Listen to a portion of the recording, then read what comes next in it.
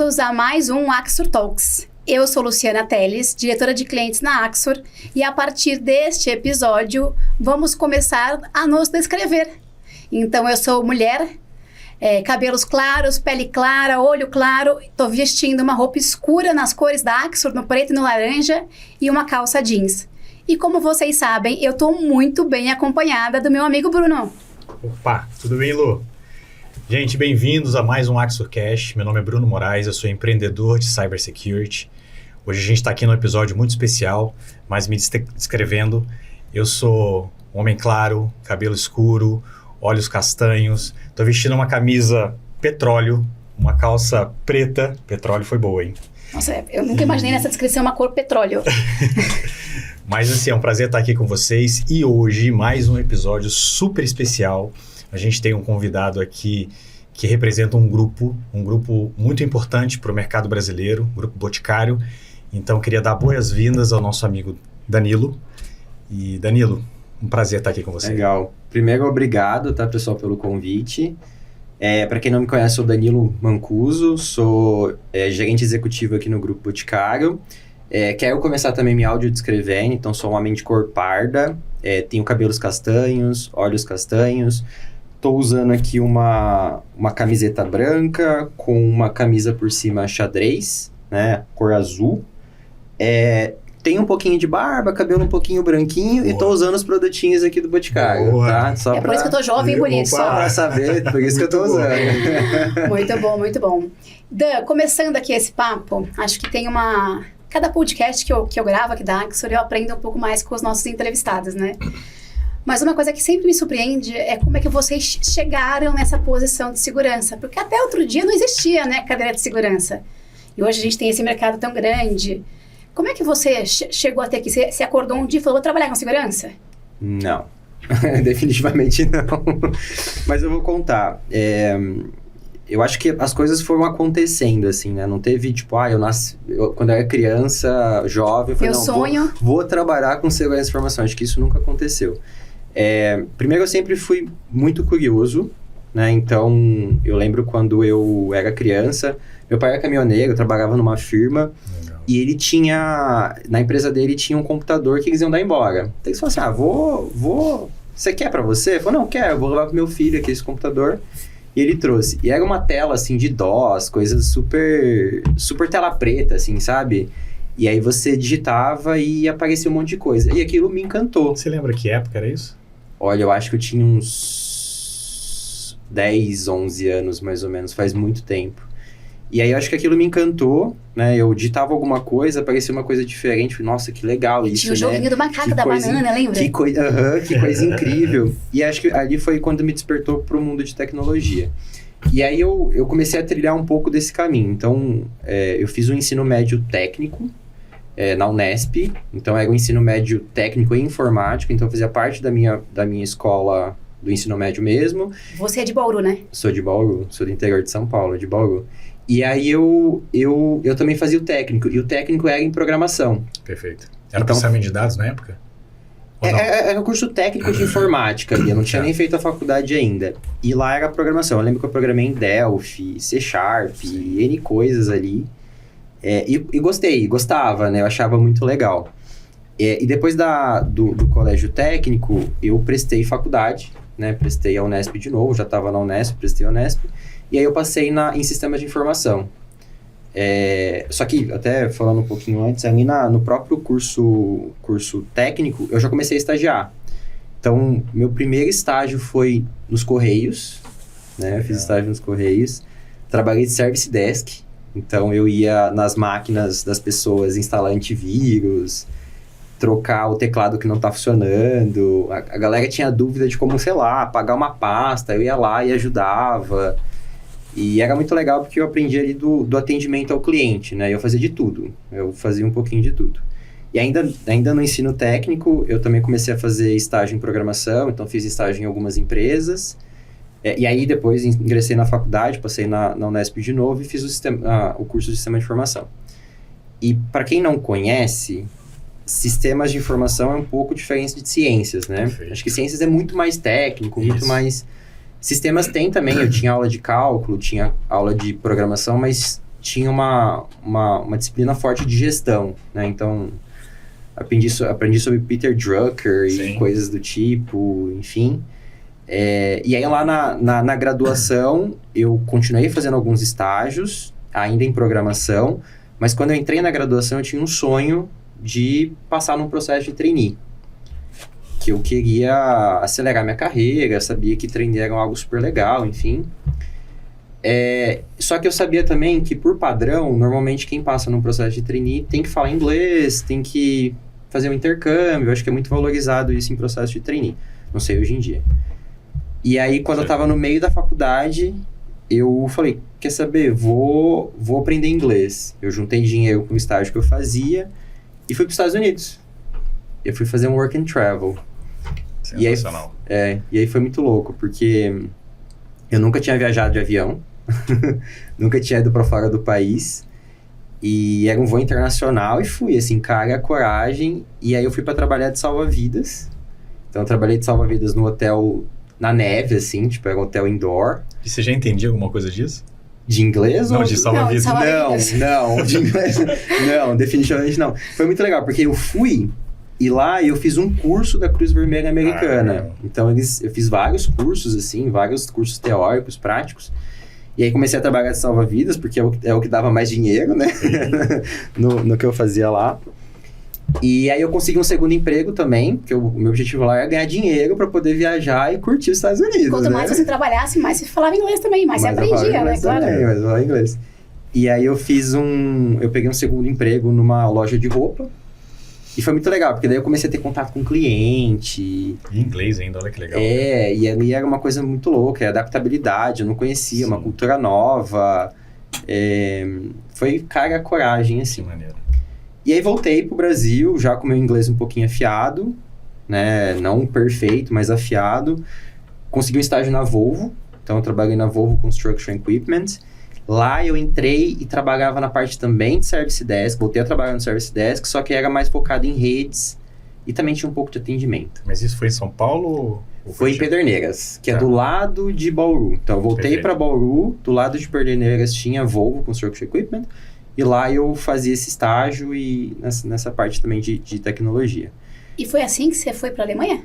Não, aí eu vou voltar. Aí eu tava na Volvo, aí comecei a prestar os processos para fazer intercâmbio. A faculdade que eu estudava, que é a Unesp, tinha muita parceria com faculdades alemãs.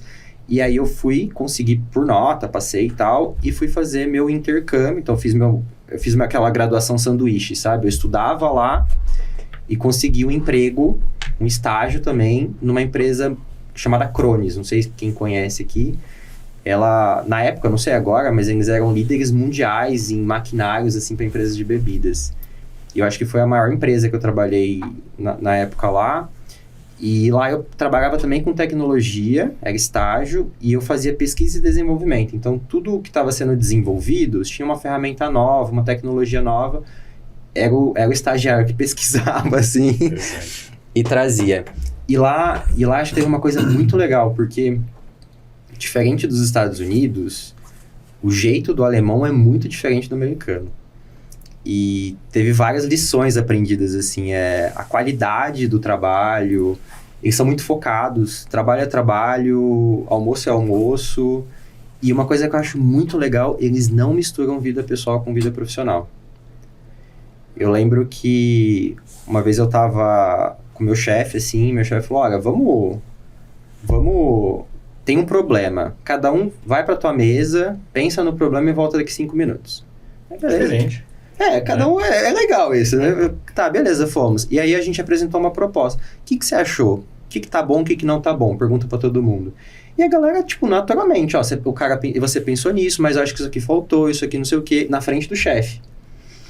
E eu acho que isso é uma coisa que eu levo pra vida, assim, que no Brasil... O brasileiro tem aquela coisa de levar pro pessoal, sabe? Até pela questão cultural da aceitação. Enfim. Isso, tá falando na frente do chefe. E eu acho que... tapete. Exatamente. E lá não tem disso, eles separam muito o profissional do pessoal. Então foi algo... Será que é uma questão de criação, de cultura? Eu acho que sim, mas também tem uma questão que eu acho que é muito benéfica de aprendizado. Porque quantas vezes a gente deixa de aprender aqui Porque as pessoas estão com receio de falar as coisas. Sim. E lá, provavelmente, você aprendeu muito mais do que em outras experiências Muito por mais. conta de compartilhamento seguro, né? Das pessoas poder falar. Muito Mas mais. se você pegar os melhores profissionais hoje, aqueles que são high performing, né? Eles não têm esse problema. Os caras tops. Uhum, concordo. Todas as pessoas que são tops, né? Uhum. Todos os jeitos. De não se preocupar com o lado pessoal, entendeu? Preocupar realmente Uma entrega. em resolver o problema e fazer a execução da melhor forma possível.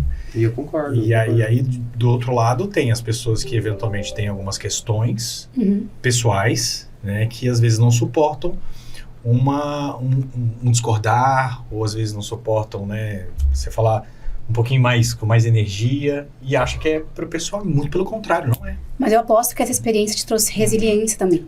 Sim. Muito, resiliência. E era muito louco, porque quando eu fui pra lá, a gente é criado aprendendo inglês, escutando inglês. E aí você chega lá, como chama a farmácia? Cara, é apotique. Eu não sabia nada, entendeu? E aí eu acho que foi muito legal. A experiência, de novo, a adaptabilidade, a cultura do alemão. E eu acho que isso foi juntando pra ser quem eu sou hoje. Beleza, fiz estágio, faculdade, voltei. E aí fui pro meu sonho, que era prestar o trainee. E aí prestei e passei no Grupo Boticário.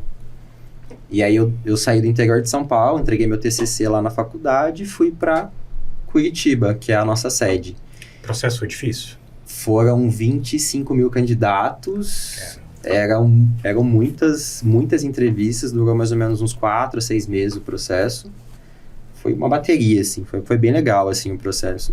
E eu acho que é uma escolha, assim, é uma escolha dos dois lados. Eu escolhi a empresa me escolheu, porque é uma empresa que tem total a ver com os meus valores, assim, com os meus princípios, então isso fez muito sentido. E assim, além do... Claro, você tem características que te fizeram ser aprovado nesse processo. Mas e o inglês? Fez muita diferença? Fez muita diferença? Fez diferença, até porque tinha partes do processo que eu precisava falar em inglês, Olha, apresentar em inglês. Eu acho que fez total diferença. O alemão não fez, tá? Porque ninguém quis conversar, não. Mas eu aprendi alemão na Alemanha. Eu fazia aula lá também. Acho que hoje eu tô um pouco enferrujado. Mas é engraçado que eu gosto bastante da língua, do alemão. Acho que... Eu gosto bastante da cultura alemã, assim. Tem bons amigos lá. E aí, voltando... E aí você entrou em que posição? Treinei mais de que área? Agora eu vou me conectar aqui como que eu entrei em segurança. Aí eu... Beleza, fiz aquele job rotation, voltei e caí na parte de governança. Governança de TI. Sim. Aí trabalhei com ITIL, com COBIT, com gestão de projetos. Aquela coisa, sabe, mais quadradinha possível. Mais burocrática. Mais burocrática. E aí, eu tinha que tocar uma política de fornecedores no projeto trainee, fiz tudo isso, deu tudo certo. E aí, em determinado momento, eu falei assim, não, agora você precisa de um desafio maior como trainee. Já tinha saído do programa de trainee. Agora precisa de um desafio maior. Me deram um tema que era implementar uma ferramenta de gestão de acessos na companhia. A gente tinha SAP desde 2010, 2002, 2003, mais ou menos. Você como trainee... Já tinha acabado. Acabou, Tinha acabado. Aí falaram assim, agora você mudou de fase, agora ficou mais difícil, vamos lá. Isso. Seu primeiro desafio numa empresa gigante, implementar uma solução de gestão de acesso? Foi esse o primeiro desafio? O primeiro desafio como trainee era implementar uma política Perfeito. de fornecedores para tech. Perfeito. Feito isso, passado por todo o programa, agora vamos subir o nível aqui, né? Escadinha. Passou de fase, mais difícil. Aí você tem que implementar uma solução de gestão de acessos no SAP. No SAP, tá. Para toda a companhia. Perfeito.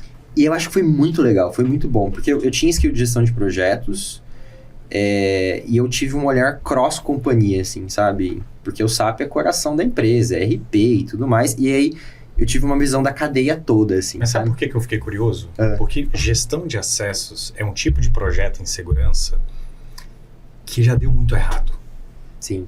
Ao longo Sim. da jornada profissional das pessoas. Ou porque o software não funcionava, ou porque não sabiam fazer uma estrutura de projetos adequada, porque não tinha uma visão cross. Uhum. E é interessante colocar um trainee que tem uma visão mais holística, né, uma visão de projeto, uma visão de área de negócio para tocar um projeto de gestão potencial, de acesso. né? Sem dúvida. Sem dúvida. E deu errado também, viu? Deu muita coisa errada. Deu muita Isso que eu ia coisa perguntar, deu certo. É a história. Deu né? muita dor. Eu cortei um monte de acesso que eu não deveria. Assim, beleza. mas enfim, eu acho que eu aprendi muito ali a a lidar com stakeholders, Sim. a olhar o todo, Sim. a não impactar o business, a entender a importância do business. Cara, um acesso que eu cortava parava o carregamento ali de produtos nas carretas, porque a gente usava RP lá, então...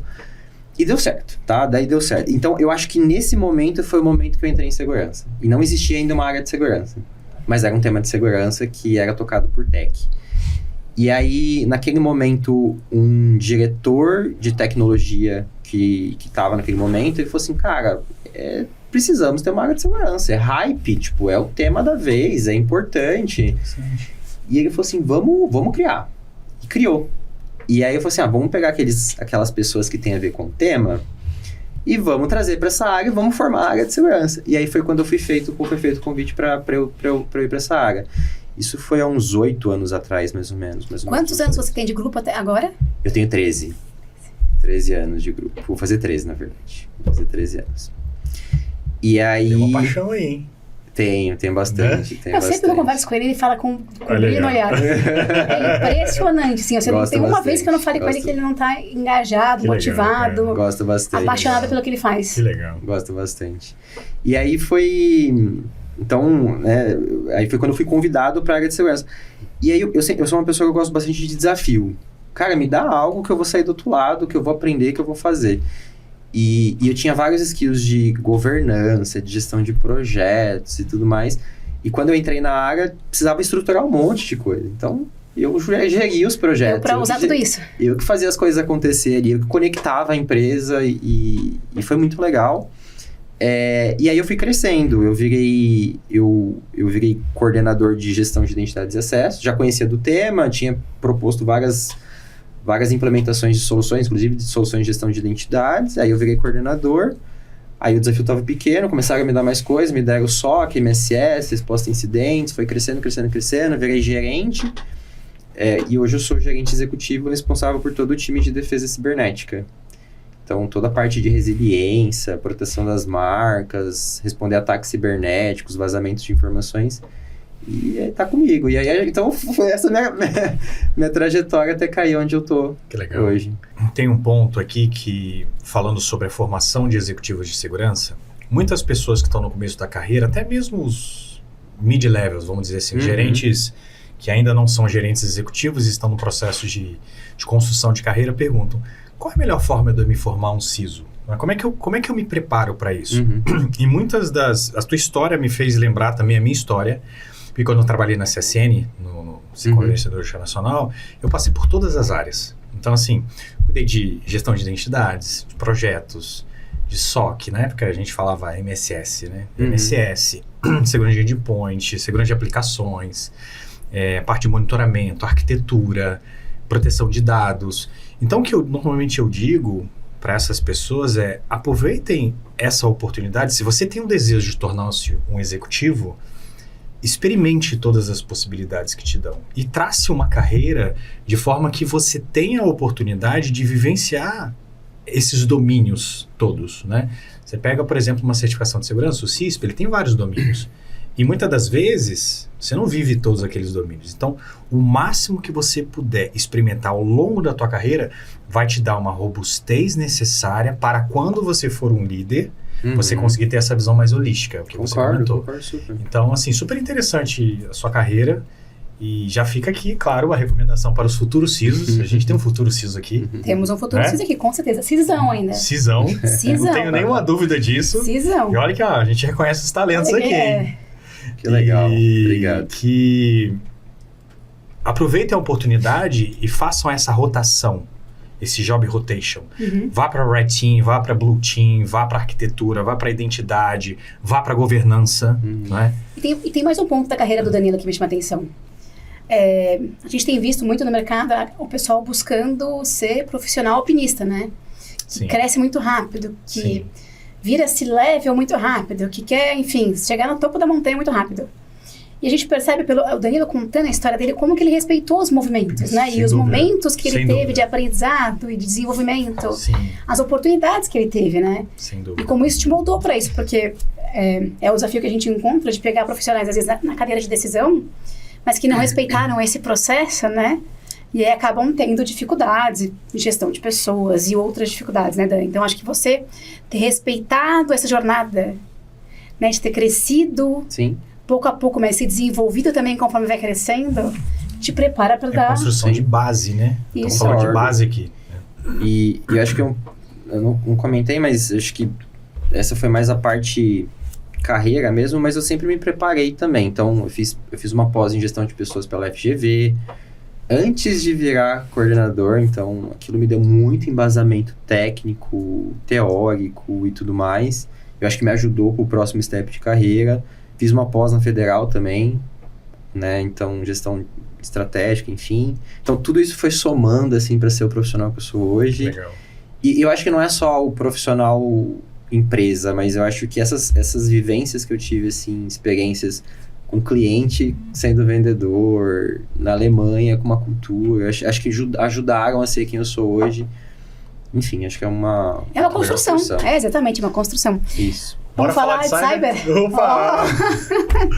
Importante, né? Eu acho muito curioso, porque a gente fala de Boticário como varejo, de grupo Boticário como varejo, mas também tem a visão de indústria, né? Então, acho que a gente vai conseguir falar um pouco dos dois segmentos, podemos dizer assim.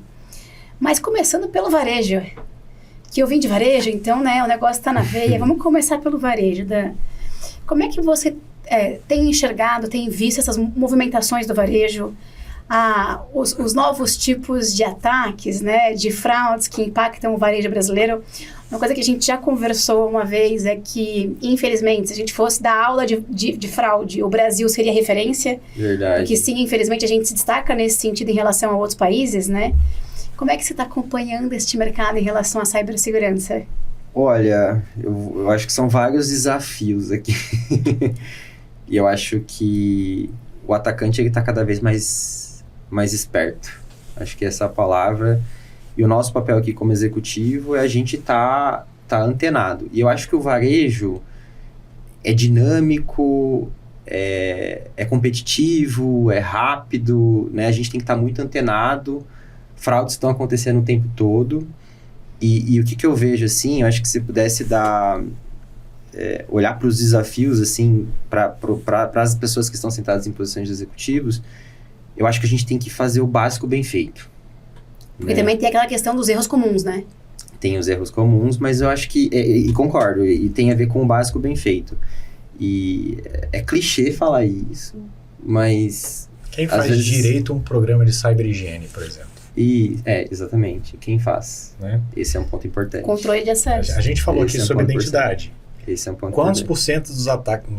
Nós estamos falando aqui estatística, mas a gente trabalha com Red Team. Exatamente. E é a pura verdade que a maioria dos ataques começam com falhas de ali na camada de reconhecimento identidade. Já, e tudo isso, exatamente.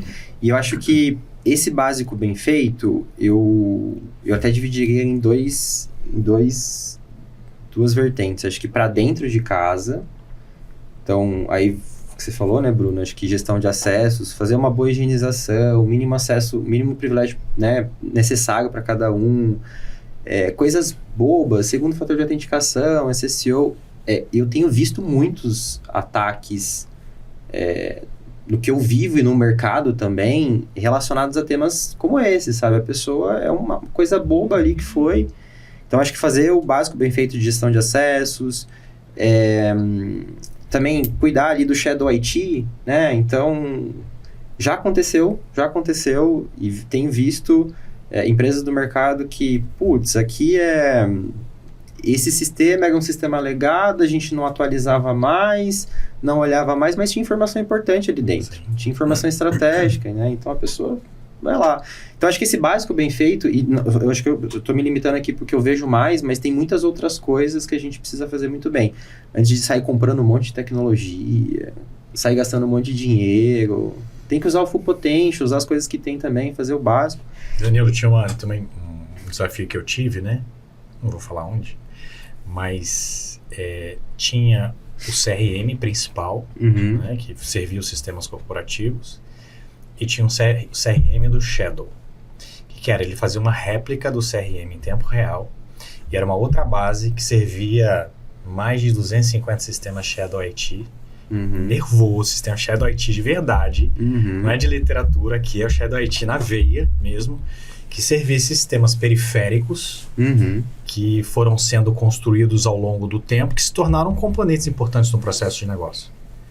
Aí pergunta, onde é que tinha os incidentes desse ambiente? Óbvio. E isso que eu tô falando, acho que a gente tá falando, na verdade, pega os relatórios de mercado aí, cara, acessa... Não, todos os grandes casos que foram divulgados. Então, aí eu vou... Até uma coisa que eu vou falar que vem nesses relatórios também, então eu falei bastante do dentro de casa desse básico bem feito, mas tem também um básico bem feito fora de casa. Então, quando a gente olha para uma empresa do tamanho do Boticário ou de outras empresas gigantes, a gente opera muito com parceiros. Né? Então... E que nem todos têm a maturidade que vocês construíram ao longo dos anos. Por isso que eu ia falar que também tem que fazer um trabalho bem feito fora de casa. Então não adianta a gente subir um monte de maturidade, um monte de processo, um monte de coisas aqui dentro da casa para dentro, mas o nosso dado tá ali no parceiro, a gente tá trafegando, a gente depende do parceiro para operar, as integrações e tudo mais. Então, o quanto que também fazer uma boa gestão aqui desses riscos de parceiros e o quanto que a gente tem que ser uma relação de ganha-ganha, até ajudá-lo a subir essa maturidade, né? Eu acho que é super importante também. Então, esse é um ponto que eu vejo de desafio. Segundo ponto, clichê de novo, mas um baita de um clichêzão, cultura. Eu vivi 2 culturas, experiências minhas. Eu vivi uma cultura de segurança onde era um pouco de controle, punição. Muros, não pode. Não tá errado, era o momento que a gente viveu. Mas eu também vivi uma cultura que a gente vive agora, que é aquela cultura assim, vamos educar, vamos engajar e vamos reconhecer as pessoas aqui, sabe? Não existe aquela punição pro o erro correto, né? Lógico, tem pessoas mal intencionadas, e aí tudo bem da gente olhar com uma outra forma. Mas como que a gente cria essa cultura de aprender rápido, errar pequeno e... Corrigir rápido. Porque isso faz com que a área de segurança não seja vista como eles, é como parte. Nós. Somos juntos. Esse eles é ótimo, né? Isso, somos juntos. Eu acho que esse é o change game pra mim. Eu acho que a gente tá junto com o business, a gente não tem agendas nossas, agendas do negócio. Então, acho que esse é um segundo desafio. Super interessante, Mas né? eu acho que isso, a experiência dele com o cliente ajuda muito também. Com E certeza. a gente já falou sobre isso, né? Que todo mundo que trabalha com segurança deveria ter uma experiência de lidar com áreas de negócios, né? Então, com cliente, com vendas, enfim. Porque você aprende a se colocar na posição de quem tá ali com uma meta normalmente agressiva para bater, tem que buscar caminhos alternativos para poder chegar lá. Exatamente. E o caminho alternativo nem sempre casa com todas as regras da segurança e a gente precisa chegar num número comum, né? Exatamente. Eu acho que a sua experiência com clientes, né? Não só ali na loja, mas também atendendo, faz com que você consiga se colocar nessa posição, né? Exatamente. E tem uma coisa aqui também, acho que esse olhar do business, olhar do negócio, e com o olhar de segurança, a gente... É uma coisa difícil, mas a gente precisa fazer segurança na medida certa. Então, tem uma frase que eu gosto, se você tem um paciente, se você dá um remédio a mais ou a menos, você pode matar o paciente.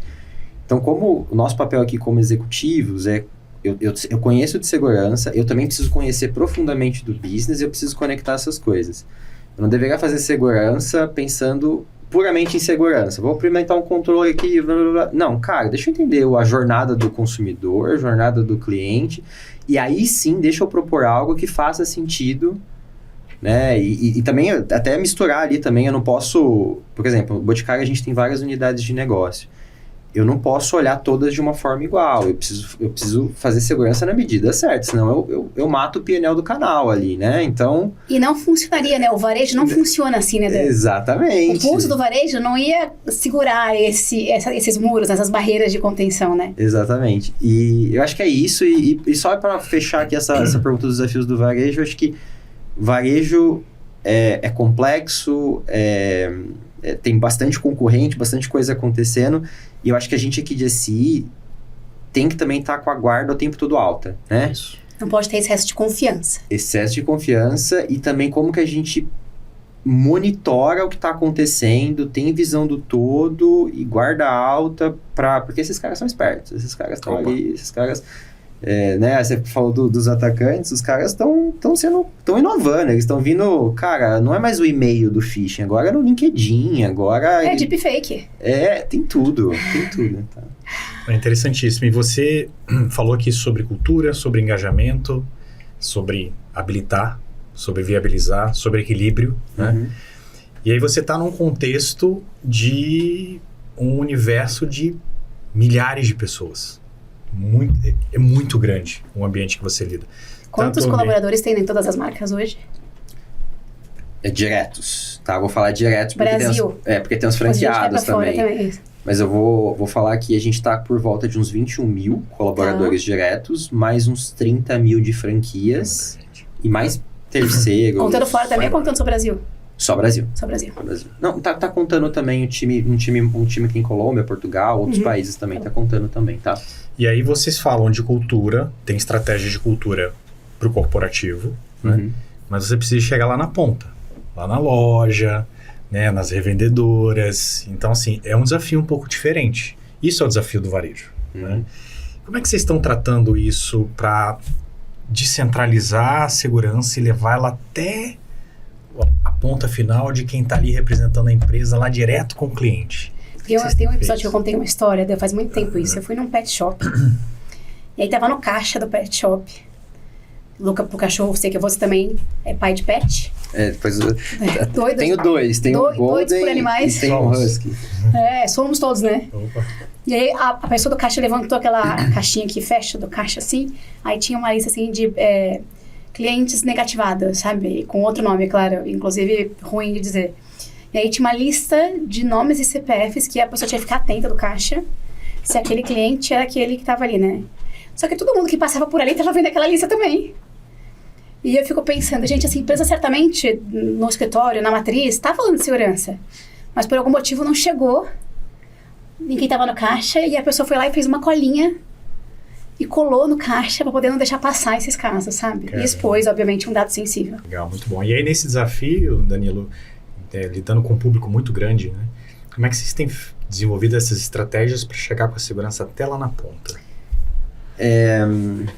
Primeiro que a gente é um ambiente bem complexo, né? Então, eu acho que tudo começa com um bom trabalho de compreensão dos riscos do business, compreensão do próprio business, né? Então, não dos riscos só de segurança por si só. A gente precisa entender como que o negócio funciona, com base no negócio a gente consegue ir mapeando, né, esses pontos aqui de melhorias, né? A Du trouxe a questão da pessoa do caixa que tinha informação lá.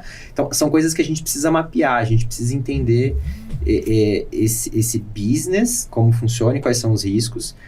E eu acho que também a gente precisa falar a linguagem do negócio, né? Então, se o negócio fala de GMV, o negócio não fala de CVS, o negócio não vai entender o que é CVE. Aqui tem um CVE. Não, a gente fala de GMV, fala de fraudes, fala de meta diária, conversão de venda, fala de... né, carrinho abandonado.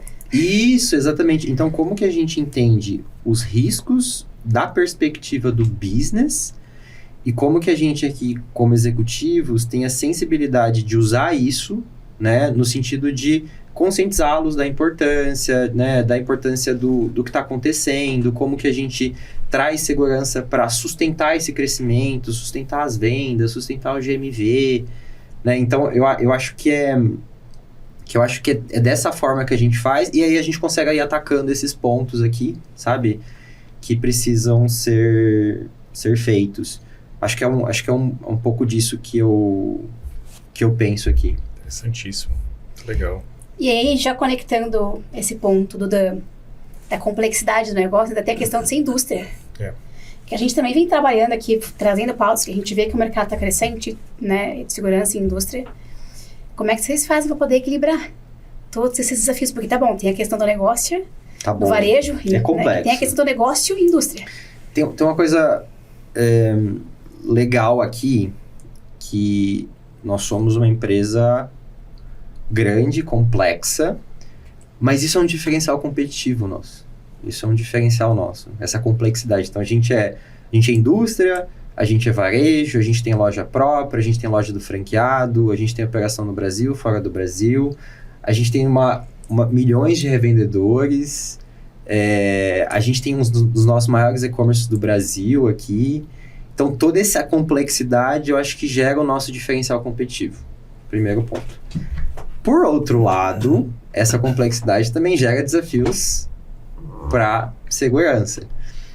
E aí, o que eu penso aqui desses desafios? Acho que eu tenho muito no meu mindset, no mindset do meu time, o como que eu faço a segurança escalar para esse business complexo de indústria, de varejo, de tudo mais, e que segurança não seja feito somente pelo time de segurança, né? Então, como que a gente cria uma cultura escalável, como a gente constrói coisas que são escaláveis, então, que não dependam do nosso time, né? Aí entra coisa security by design, aí aquelas coisas que a gente já conhece, né? Então, eu acho que construir coisas que são mais escaláveis, eu acho que é um dos desafios. Vou voltar para aquele outro tema que eu falei da gestão de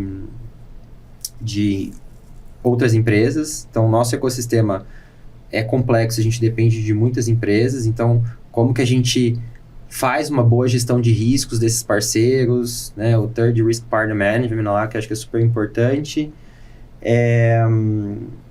E eu acho que também, por ser um ambiente complexo, a gente é uma empresa de beleza, não é uma empresa de segurança, tá? Uma empresa de beleza, não é uma empresa de segurança. Eu acho que segurança não deveria gerar mais complexidade para esse ecossistema. Então, como que a gente faz com que segurança também seja uma viabilizadora de business, viabilizadora de negócios? Como que a gente ajuda? Tem uma frase que eu aprendi com o antigo chefe meu, que segurança não deveria ser o caminho mais difícil, né? Ela deveria ajudar também. E até uma coisa que a gente tem feito no nosso time aqui é como que a gente produtiza mais a área de segurança com base em gerar valor para o nosso cliente nesse ambiente super complexo que a gente vive. Então, acho que são essas as coisas que eu vejo aqui. Nosso ambiente também é muito complexo e, naturalmente, incidentes vão acontecer. E a gente também tem que ter um time muito bom para responder incidentes. Esse é o próximo ponto. Muito bom.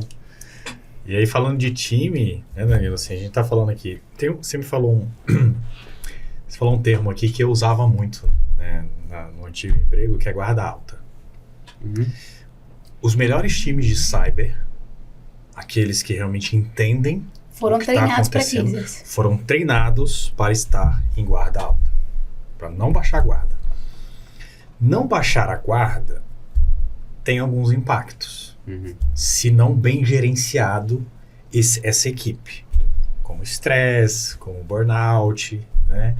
E até mesmo insegurança psicológica, né? Porque pensa que se o tempo todo você está em modo guerra, uma hora o corpo não vai aguentar, né? E a gente tem visto, né, muitos casos de burnouts no nosso mercado, né? Sem dúvida. Exatamente. E nesse ponto de equipe, Daniel, eu queria que você falasse um pouco como é que você está fazendo a gestão da tua equipe, gerenciando o estresse da equipe, o seu próprio estresse.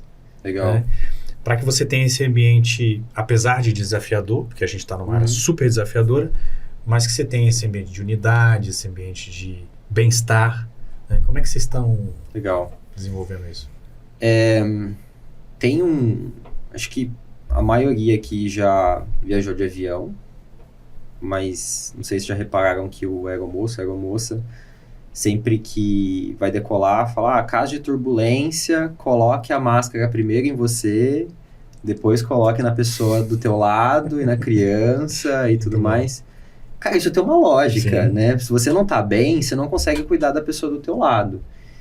E aí eu acho que tem algo que a gente pode trazer aqui para o mundo corporativo, que é o líder precisa estar bem, né? Então, o líder precisa ter autocuidado, o líder precisa ter válvulas de estresse, né?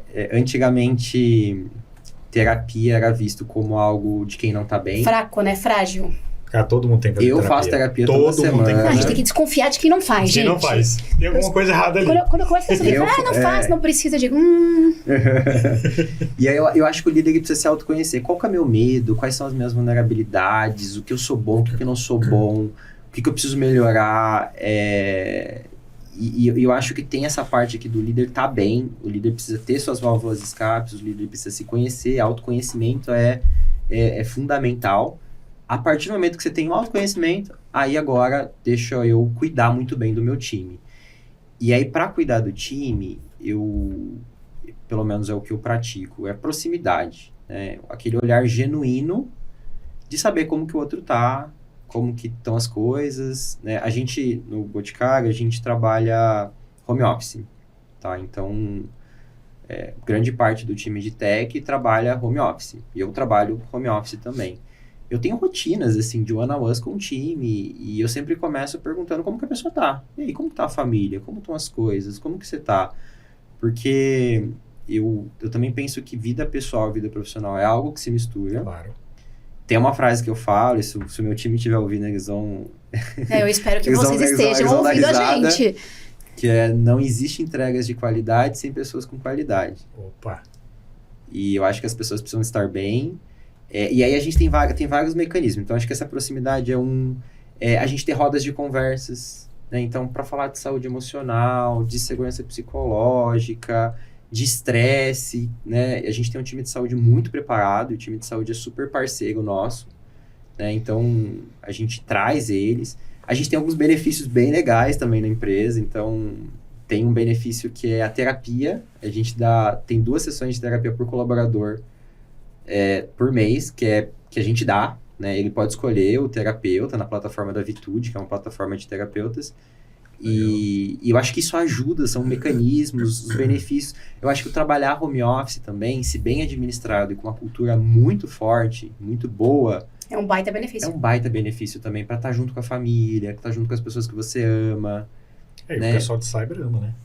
Eu gosto muito. Tem umas áreas de cyber. Eu gosto muito. Aí vamos pegar ali, pessoal de Red Team, DevSecOps. Pergunta 1, é home office? Não é home office? Sai fora, vou pra próxima. É exatamente assim, cara. Mas sabe que eu tava escutando o Dan falar aqui sobre como ele lida com os colaboradores do time, né? E eu tenho o prazer de conhecer vários deles, né? A gente adora trabalhar ali com o grupo. Mas o Dan faz isso com a gente também, com os fornecedores, sabia? Isso, mas cara... Porque eu cheguei aqui hoje, a primeira pergunta que o Dan me fez foi: Lu, como é que você tá? Como tá a sua saúde? Porque ele sabe que eu tive um problema de saúde. E eu falei, agora com você falando, Dan, eu falei assim, você faz isso com a gente no dia a dia. De forma genuína. É impressionante. A gente precisa saber como que as pessoas estão. Porque senão, gente, não... São relações de confiança, né? Por trás das entregas estão as pessoas. A gente precisa saber como que as pessoas estão. Elas precisam estar bem, né? A gente precisa entender o contexto de vida. E eu acho que tudo isso ajuda a gente até a potencializar essas pessoas, sabe? Pelo menos eu acho que é isso. Então, acho que voltando, acho que autoconhecimento, acho que é importante. O líder precisa estar bem, o líder precisa se cuidar, para cuidar de quem está do lado, quem está junto, do time. E eu acho que com o tempo também, a gente vai ganhando maturidade, até para, né, os colaboradores têm problemas, as pessoas têm problemas, até para dar um limite, né, até onde vai o papel do líder também. Uhum. Eu acho que a gente vai ganhando essa maturidade como líder. Muito bom. E aí, se você fosse falar de skills, para quem quer trabalhar com segurança, porque a gente já falou aqui ao longo do papo de várias, né, de resiliência, visão 360, a gente já falou de várias coisas que são importantes, mas se você pudesse falar assim, 3 skills, para quem quer trabalhar com segurança, três, que não pode faltar. Eu poderia muito falar sobre coisas técnicas, mas eu acho que são soft skills aqui que eu vou falar. Eu acho que a capacidade de aprendizado, cara, nosso mundo muda o tempo todo, assim, tem que ser, né, acho que tem que ter uma capacidade... Curioso. Eu acho que resiliência também, eu acho que tem que ser resiliente. E um terceiro...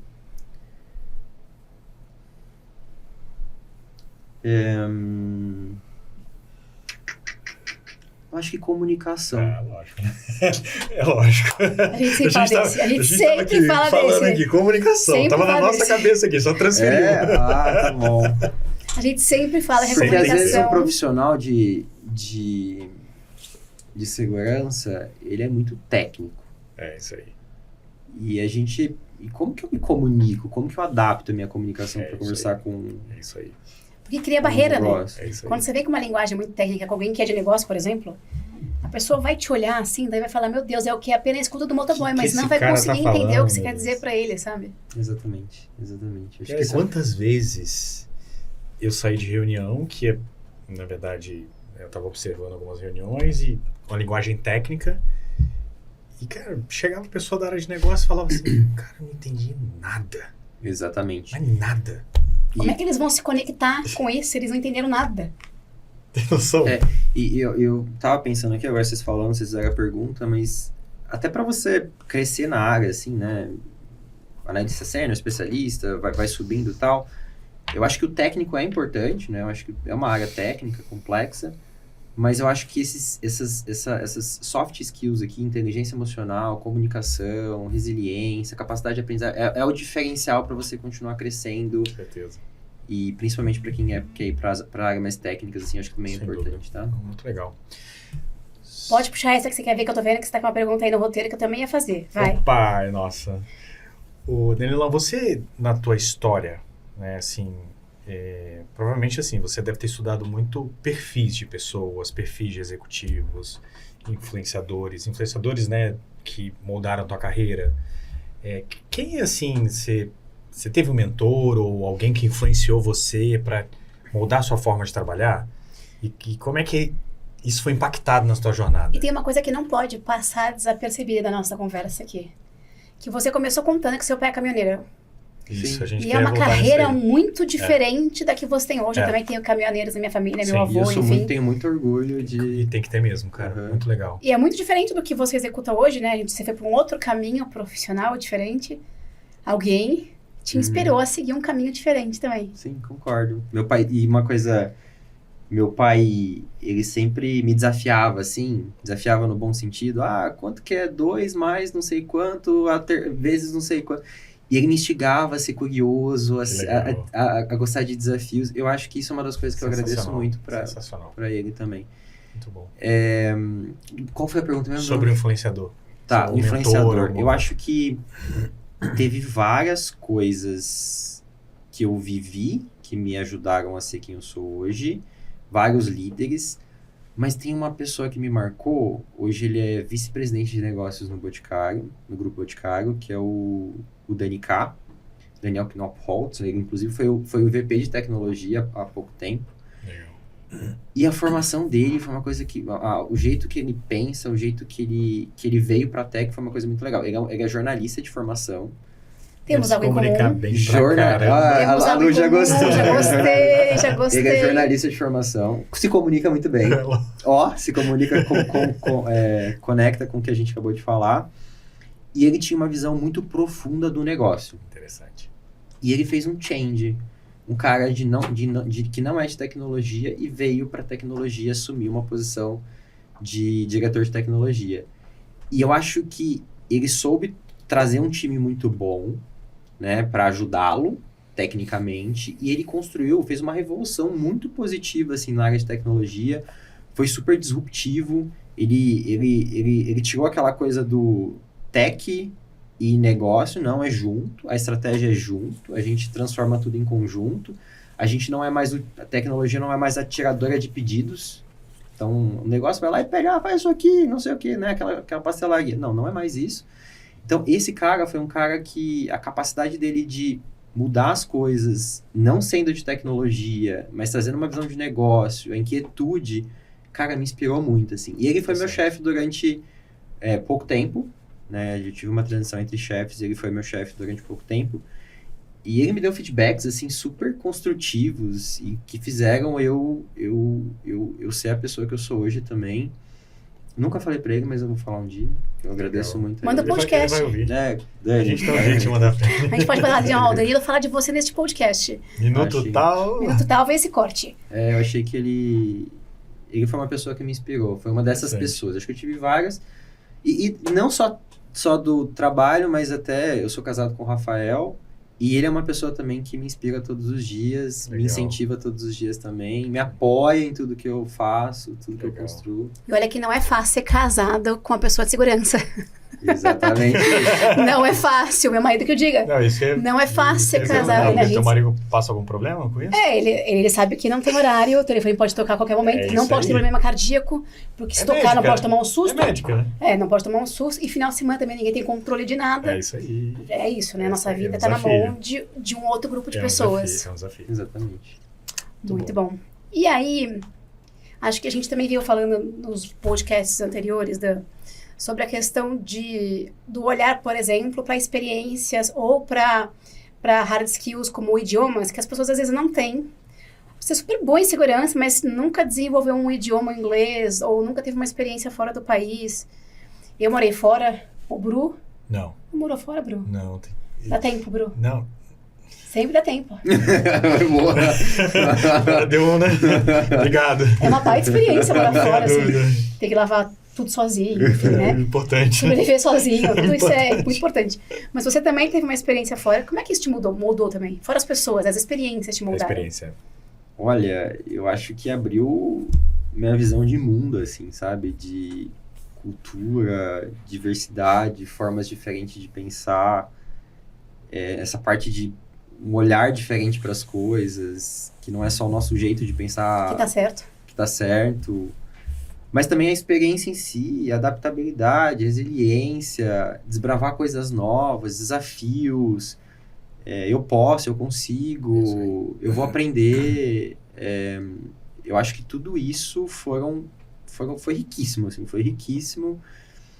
E são coisas que me ajudam hoje até a liderar pessoas diversas, né? Isso Então, expande, eu acho que expande o teu espectro de possibilidades, né? Saia da caixinha e Tem um mundo inteiro todo lá fora. mundo, entendeu? Mas sabe que eu vou redimir agora? Você não fez intercâmbio, não morou fora, enfim. Mas na tua carreira, tu também teve uma oportunidade que tu recebeu o mundo inteiro aqui. Sem dúvida. As Olimpíadas, sem dúvida. Com certeza. Que também, que legal. não é verdade? Que também com abre esse certeza. olhar. Eu tô lidando com gente do mundo inteiro, no maior evento de esporte que existe do mundo. Mas eu acho que tem uma outra coisa também. Você precisou correr muito atrás. A tua história de vida te fez ter que ralar muito, se virar e correr atrás. Então, a escassez, eu não vou usar a palavra escassez, né? Mas a ela necessidade de vencer, ela faz com que você consiga dar passos adiante, né? E essa história sua de vida, onde você teve que lutar muito para conseguir o que você quer, faz diferença também. Faz, né? faz. Eu concordo. E sou muito grato à minha família, Sem assim. dúvida. Minha mãe me ajudou da forma que ela podia, Sem meu pai me dúvida. ajudou da forma que ele podia também. Mas eles criaram skills, É isso aí. vontades, É isso uma aí. capacidade de querer vencer na vida. É isso aí. E eu acho que fez chegar onde eu sou. E a curiosidade de responder os desafios, né? Eu adoro um desafio. Adoro um desafio. Adoro um desafio. Muito bom. E eu vou, antes de começar o ping-pong, porque sim, chegamos na parte do ping-pong. Produção, jogo agora, né? Eu quero fazer um comentário aqui sobre a nossa relação. Boticário, Grupo Boticário e Axor, Muito legal. que é super relevante até para minha carreira, né, como diretora de clientes aqui na Axor. A gente tem uma relação de pouco mais de 1 ano e meio, não chegou a bater 2 anos ainda, vai bater 2 anos agora. E em 2024, a Axor ganhou a premiação do Grupo Boticário de Parceiros na categoria bronze. E em Então tem prêmio de 2025... parceiros, que legal. E é surreal, assim, o evento. Interessantíssimo. E em 2025, a gente ganhou na categoria ouro. Exatamente. Num trabalho feito a muitas mãos. Eu brinquei do time do Dan, que eu espero que eles estejam assistindo, porque eu quero fazer o Legal. reconhecimento mesmo. Muito bom. De que é um trabalho que eu sei que tem uma parte importante do nosso lado, do que a gente faz, mas tem uma parte muito importante do lado de vocês. Concordo. De ouvirem, de construírem junto com a gente. Então eu quero deixar um beijo pro time todo, claro. Que bom. E um obrigado a todo mundo do Boticário por esse reconhecimento. Sensacional. Por esse Sensacional. prêmio. A turma da Axor comemorou assim, ó, como se fosse final de Copa do Mundo. Dá um orgulho. Fizeram figurinha, a gente Que tem legal. figurinha do prêmio, a gente tem selo, O negócio virou lá uma comemoração e acho que deu muito orgulho. A gente sabe o quanto que é desafiador estar nesse mercado que a gente tá, né? Sim. E deu muito orgulho do trabalho que a gente faz. Que Muito legal. legal. E é uma coisa que a gente acredita. No nosso, o que a gente pratica dentro de casa, as nossas essências, tem que ser praticado também com os nossos Sim. parceiros, no nosso Sim. ecossistema. Sim. E a gente acredita muito no ganha-ganha, né? O como que a gente cresce junto, como isso que a aí. gente joga junto. E o que a gente quer aqui é que a Axor cresça junto com o Muito Grupo bom. Boticário. Então esse é o Muito reconhecimento aqui que a gente faz junto com Muito vocês. interessante. Bora pro fechamento? Bora? Perguntas curiosas agora, Dan. Coisas que saem da minha cachola e que eu fico pensando, tá, Dan, vamos mas lá. se o Dan não fosse de segurança? E aí, o que você faria da vida? Então, eu falei lá do ensino médio, técnico, eu fui para a graduação, mas teve um desvio ali no caminho. Desvia, boa. Eu sempre gostei muito de química. Nossa, eu amava química, amava, assim, amava de paixão. No vestibular, assim, eu quase gabaritei química, assim. E eu tive uma oportunidade, eu consegui uma bolsa de estudos pelo ProUni. E aí eu fui fazer um mês de química, antes, não tinha saído o resultado da Unesp ainda, que era Sistema de Informação. E aí eu fiz um mês de química. Eu adorava também, não vou falar que eu não gostava não, eu gostava muito. Só que aí quando saiu o resultado da faculdade de Sistema de Informação, aí eu acabei, putz, é hype, é importante.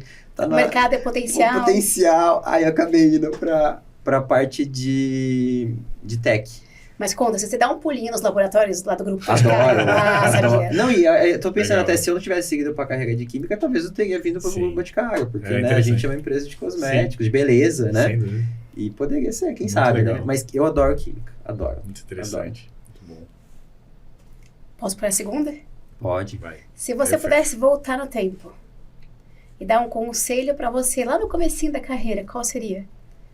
Porque aqui a gente tá falando tudo que deu certo, né? A parte que a gente construiu Eu faria o diferente, Dan que é né? hoje, né? Mas o que você faria diferente? No começo eu tinha uma cabeça mais quadrada, assim, de segurança, de controle, Técnico, coisas... coisas do tipo.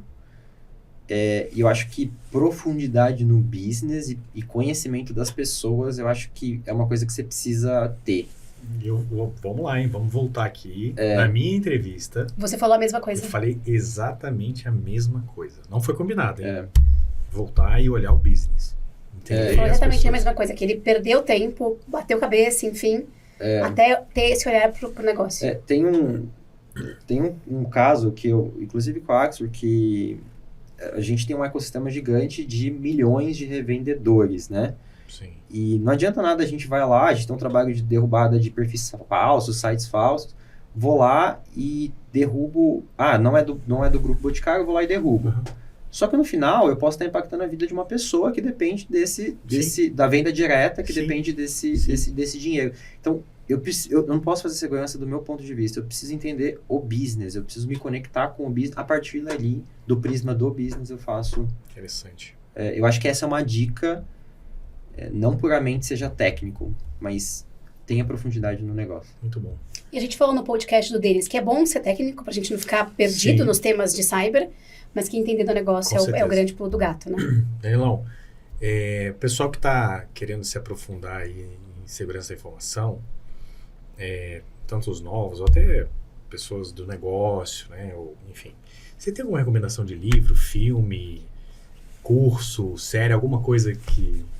Olha, tem um na Netflix agora, que é Zero Day, se eu não me engano, que é legal. Muito legal. Mas tem também livros que me ajudaram, e aí, de novo, não é livro técnico, é livro de soft skill, que é Como Fazer Amigos e Influenciar Pessoas, do Dale Perfeito. Carnegie. E Você tem vai falar de Gilberto Dimenstein, que eu sou apaixonada. Claro, né? Jornalista, vai. E tem um outro livro que é Os Últimos Melhores Dias da Minha Vida, que eu Sensacional. vou confessar que eu chorei com esse livro, tá? Sensacional. Não, que se alguém lê e não chora... Eu chorei com esse livro. É um livro Vou de ler. um autor da Vila Madalena, certo? Aqui de São Paulo. Ele tá super bem avaliado do Goodreads. Que interessante. Ele não é um livro longo, mas é um livro que te faz pensar assim, São cara, dois autores, é o Dimenstein e a Melhores dias Ana... da minha vida. reflita sobre sua vida. Tipo assim, reflita sobre... A gente não sei se a gente pode dar spoiler. Não sei também, Não, acho mas não.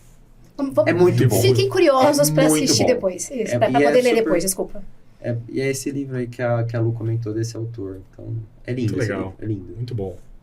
Muito bom, né? E finalmente Excelente, acabou. hein? Que triste. Eu gostei muito. Sim, tô surpreendido positivamente pela tua experiência, pela tua maturidade.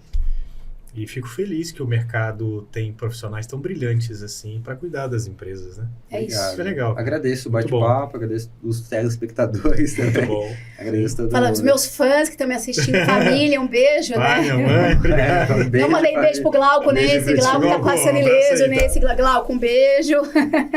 Mas, Dan, muito obrigada, viu? É muito Eu que legal. Muito obrigado mesmo. Eu sempre falo no podcast que essa iniciativa da Axor é para compartilhar com a comunidade conhecimento de qualidade.